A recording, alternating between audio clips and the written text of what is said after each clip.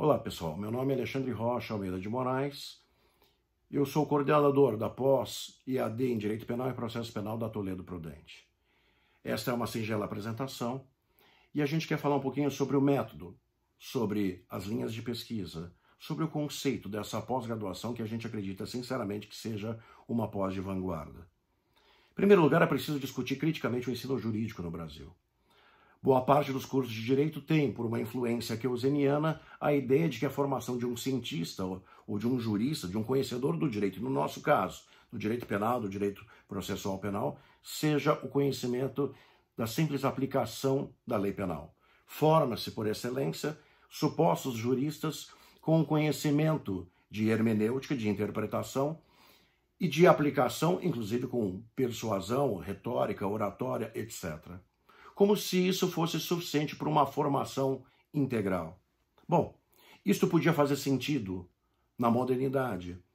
Vamos usar a expressão de grandes sociólogos e filósofos desse nosso tempo. Na modernidade, os riscos, a sociedade, os cálculos eram todos mensuráveis. Eu sabia projetar exatamente o meu amanhã, porque ele seria muito parecido com o meu ontem. Todas as instituições sociais, dentre elas o direito, também cumpriam esse papel de estabilização congruente de expectativas normativas, dando segurança. Aquilo que a gente chama de sociedade pós-industrial, que Bauman chama de modernidade líquida, alguns chamam de modernidade tardia, ou era do vazio. Esse novo tempo social mudou completamente o quadrante e os paradigmas de todas as instituições sociais. Os riscos hoje não são claramente mensuráveis. Eu tenho que viver de uma incerteza e de uma fluidez de todas as instituições, até mesmo do direito.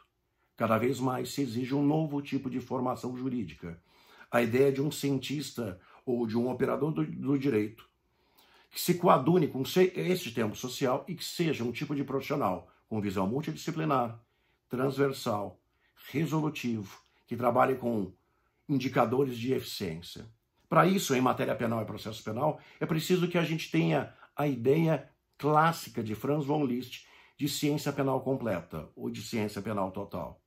Ao lado do estudo tradicional da dogmática penal e processual penal, é preciso também estudar a criminologia, mecanismos de controle social, vítimas, ou por que alguém é propenso a ser mais vítima, ou fatores de vitimologia, por exemplo, crime, ou os fenômenos criminógenos em si, e o criminoso ou delinquente.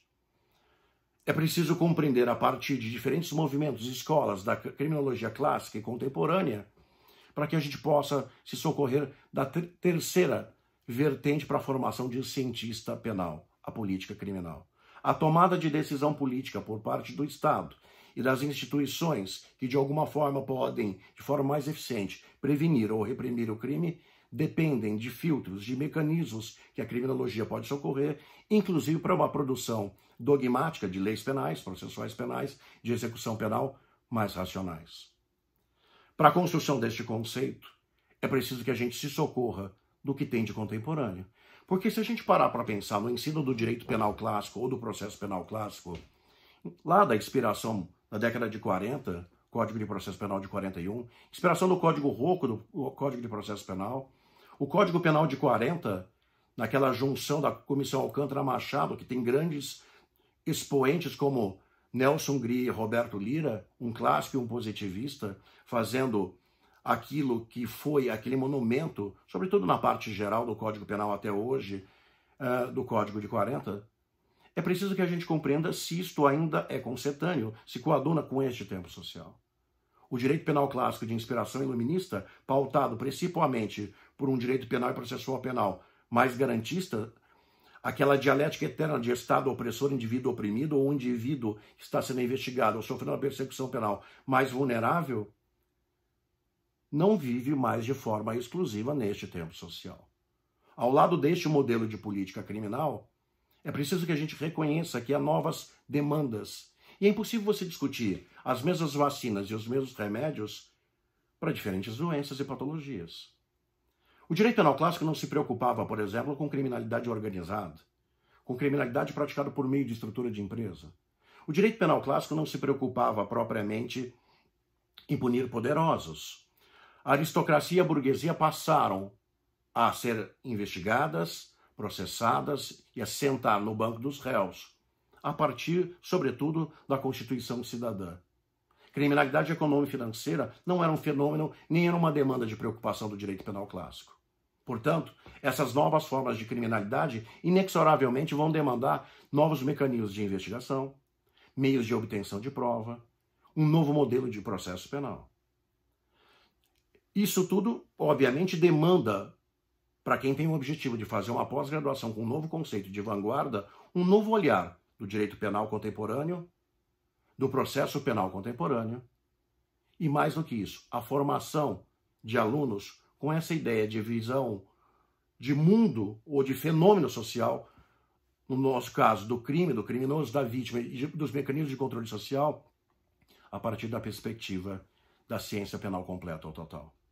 Portanto, os alunos terão a oportunidade de assistir por via telepresencial, não obstante a tutoria digital presencial, os debates, inclusive, ao vivo, debatendo, inclusive, temas contemporâneos como a nova lei anticrime, mas terão a oportunidade de estudar, de debater, de se aprofundar de temas de dogmática penal contemporânea, valendo aqui ressaltar o biodireito e todos os temas ligados a este tema que é multidisciplinar e transversal, o direito digital e tudo que afeta o direito penal, a dogmática penal, o processo penal e os mecanismos, sobretudo, de produção de prova nesse novo modelo de processo digital.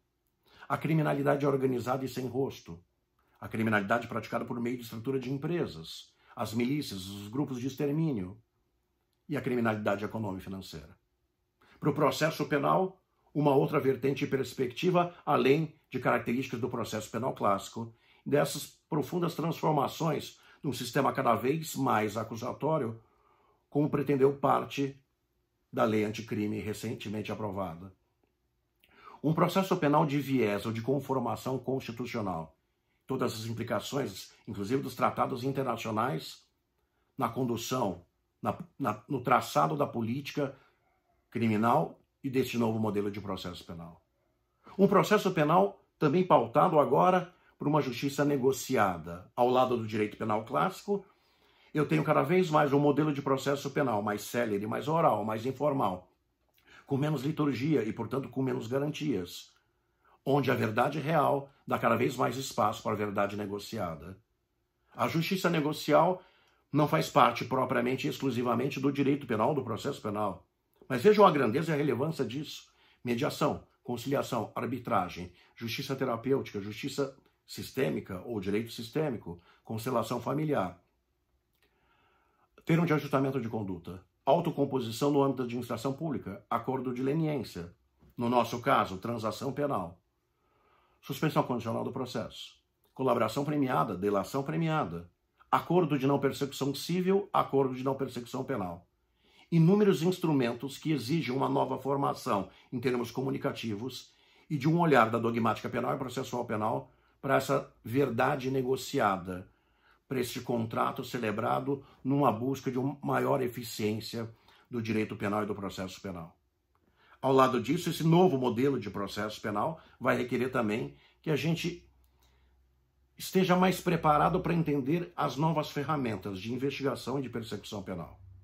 Se o direito penal clássico e o processo penal clássico era pautado principalmente pela prova testemunhal, infiltração de agentes, ação controlada, interceptação telefônica, quebra de sigilo bancário e fiscal, novos mecanismos de prova e de obtenção de prova que vão demandar uma nova formação, um novo olhar, uma nova crítica, um novo estudo, um novo aprendizado. E para finalizar, não podia ser diferente diante do conceito do que a gente acredita, uma formação em ciência penal total. Estudar política criminal. Estudar política criminal que não seja exclusivamente a política legislativa em sentido estrito. É possível prevenir e reprimir o crime com outros tipos de ferramentas menos custosas socialmente e possivelmente mais eficientes. É possível estudar ou se pensar num novo modelo de dogmática penal e processual penal no que toca à tutela dos interesses transindividuais. Formou-se uma geração que modificou, por exemplo, a instituição do Ministério Público a formação de associações civis constituídas com pertinência temática, por exemplo, para a ação ou para o processo coletivo. Surgiu instrumento desde 1985, e a Constituição de 88 ratificou isso, como um inquérito civil, o termo de ajustamento de conduta, na tutela suficiente de bens individuais homogêneos, coletivos e difusos. Por que não se pensar e discutir um novo modelo de dogmática penal e processual penal voltado à tutela de bens transindividuais?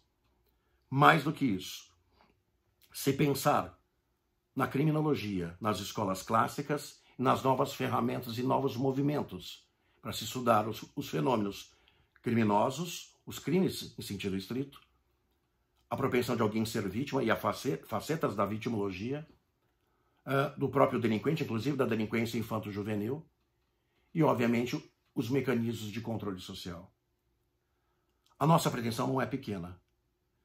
Criar uma pós-graduação com este nível de conteúdo, com um corpo docente altamente qualificado, é uma jornada que é do tamanho da Toledo Prudente. Por isso, com enorme satisfação, a gente te recebe, deseja um ótimo curso de pós-graduação e a gente se coloca o tempo inteiro à disposição para todo tipo de orientação. Um abraço, é um prazer tê-los com a gente.